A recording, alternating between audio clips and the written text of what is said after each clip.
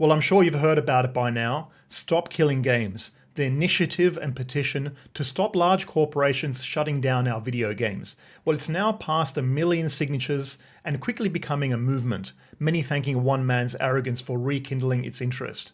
But you know, this petition is about so much more than one person or even games. It's about something much bigger and more important. It's about control, it's about ownership, and it's about this strange corporate dystopia we are walking into. It's time to wake up and see the much bigger problem before it's too late. Over the past decade, we have quietly lost so much ground when it comes to consumer rights and ownership. We're being milked dry by subscriptions. Everything now is a service. Subscriptions to access features you already paid for. Our brains being hacked by insidious monetization tactics. Phones and devices with sealed batteries constructed in such a way to make them difficult to repair. Programmed obsolescence through updates disguised as security updates only to slow your phone down. Expensive tech is quickly becoming disposable. We're living through a slow, calculated erosion of our consumer rights, being put in a corporate stranglehold where we are seen as nothing more than walking wallets, subscribed to everything and owning nothing. And people have had enough. And this Stop Killing Games movement has been a bit of a catalyst for people to see the bigger problem. Game preservation is, of course, a huge part of this. The ability to revisit an old game or to share it with your loved ones or your children, that's important. And we can thank Ubisoft for this, for shutting down The Crew, which was sort of the spark that kicked this all off. And you know, The Crew is not the first game, of course, to be shut down. Games get shut down all the time. Some obscure MMOs that nobody's playing that go into retirement. But The Crew was not some obscure MMO. It was a popular game that people were still playing. And not only that, it was not exclusively a multiplayer game. It had a single player mode. And it was pretty fun. I actually quite enjoyed this game. It would be my unwind game on a Friday evening. And then one day, it was gone. Not just the multiplayer servers, the single player mode, and if you had a hard copy version of the game, you could no longer play it. They bricked the game.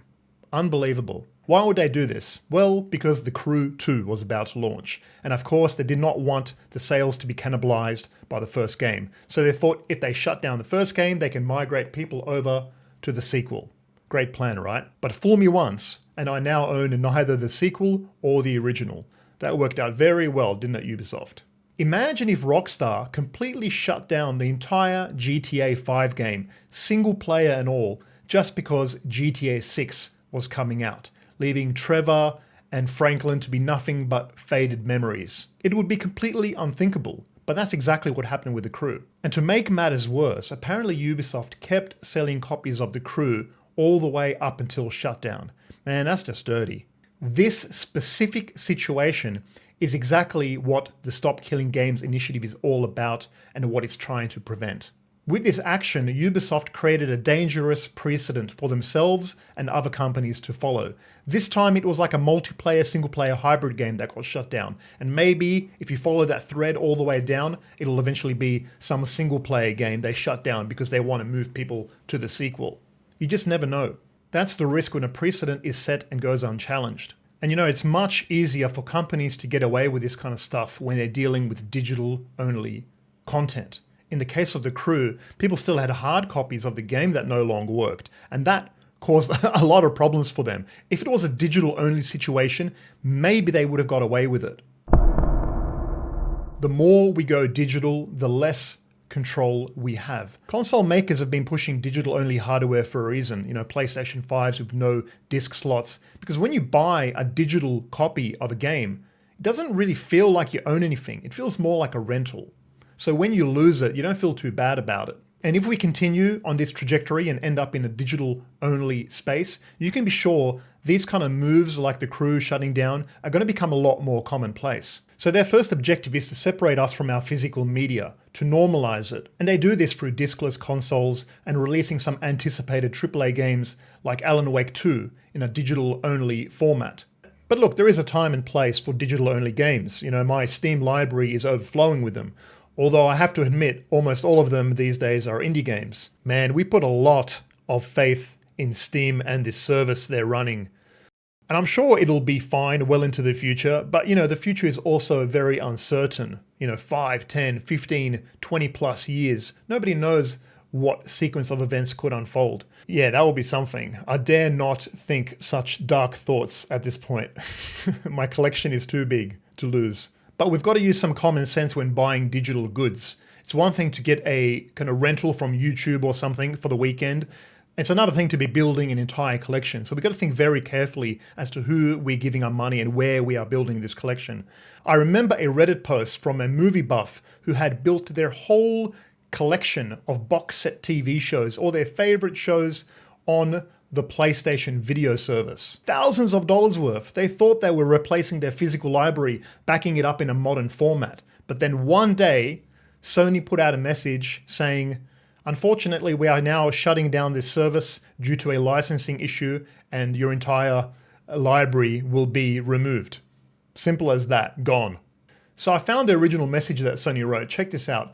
As of the 31st of December 2023, due to our content licensing arrangements with content providers, you will no longer be able to watch any of your previously purchased Discovery content and the content will be removed from your library.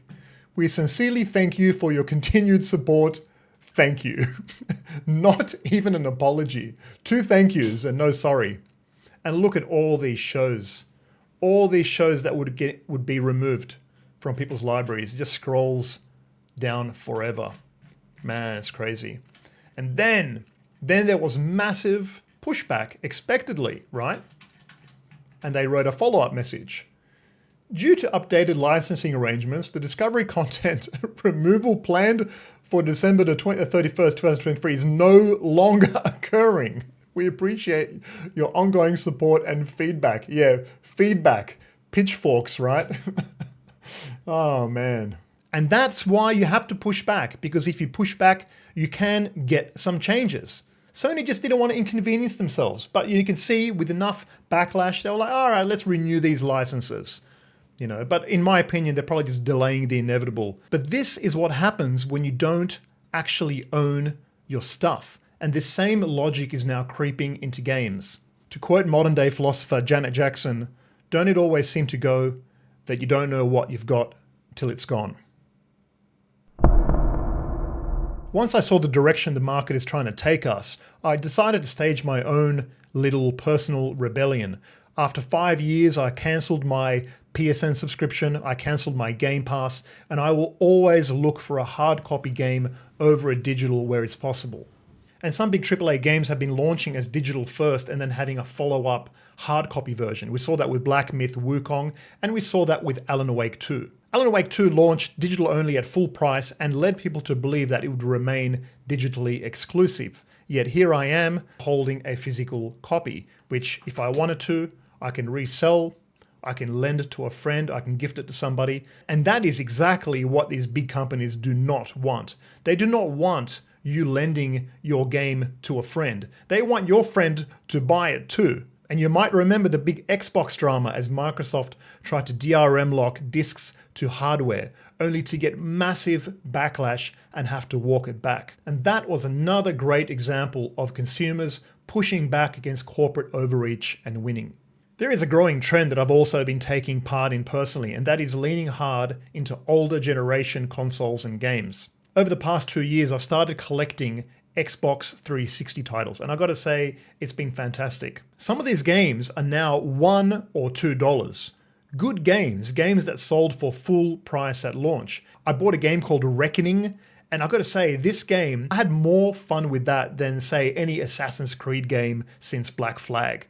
And this game cost me like $2. And you can be sure as hell, large modern publishers do not want us getting attached to old hardware. You peasant, how dare you not buy games that line our pockets? How dare you not buy the new shiny? They want us fixated on the new, obsessed with what's next, because our nostalgia makes them no money unless it's through some new re-release of some old game, which we're starting to see more of. The indie game market has really had an uptick in popularity. It's really shining because modern engines are getting better, more accessible, standards are raising, designers are maturing. I'm a game developer myself, so I can speak to this. And once you wade past the expected shovelware that comes with market saturation, there's a lot of gems to be found for under $20. And a lot of talented people are leaving their AAA studio jobs to form their own studios or to go it solo, to make games without committee oversight. But there is a recursive loop here, because even the big studios we know today, once upon a time started in bedrooms and garages.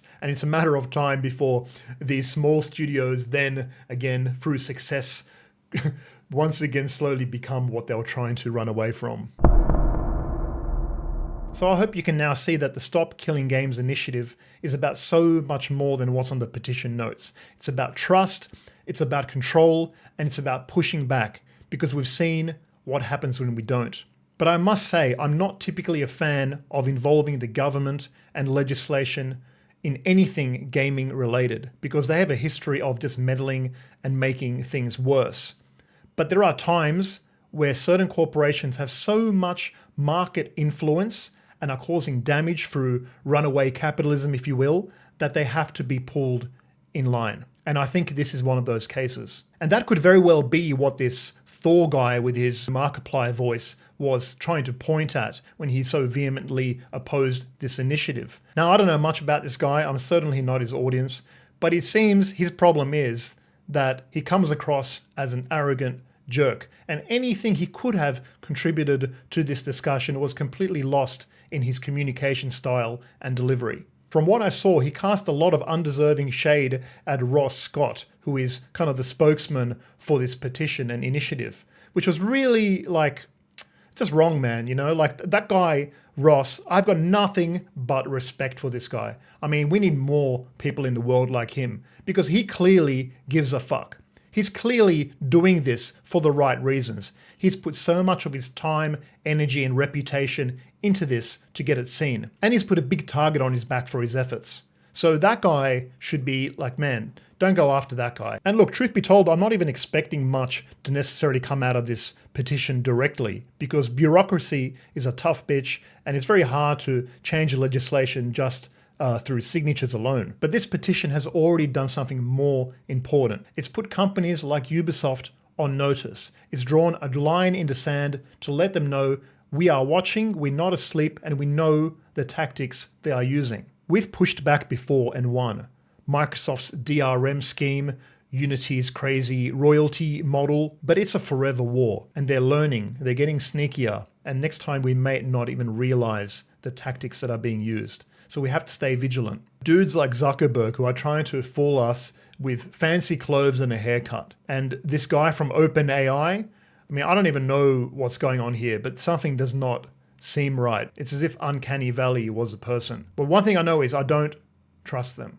I guess we'll soon find out the truth, huh? So if this initiative has done nothing more than to open people's eyes up a little bit more to what's going on, that's a win in my books. Because if we don't stay vigilant and vocal, one day we're going to wake up and realize we are living in an Orwellian system where we don't own a damn thing. Thanks for watching. Before you go, please consider wishlisting the game I'm currently working on called Blood and Mead. I'll put a link in the pinned comment.